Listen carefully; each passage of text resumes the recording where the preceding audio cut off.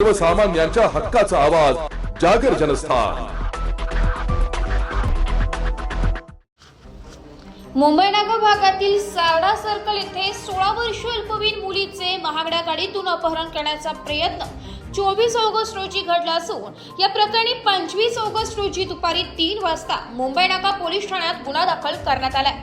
26 August रोजी पोलिसांकडून मिळालेल्या अधिक माहितीनुसार फिर्यादी अल्पवयीन मुलगी ही खासगी क्लासवरून Sarda circle national junior college येथून रस्ता क्रॉस करत असताना थार रॉक्स या 4 चाकी गाडीतून आलेल्या एका इसमाने अश्लील हावभाव करून फिर्यादी यांना गाडीत बसण्यास सांगितले।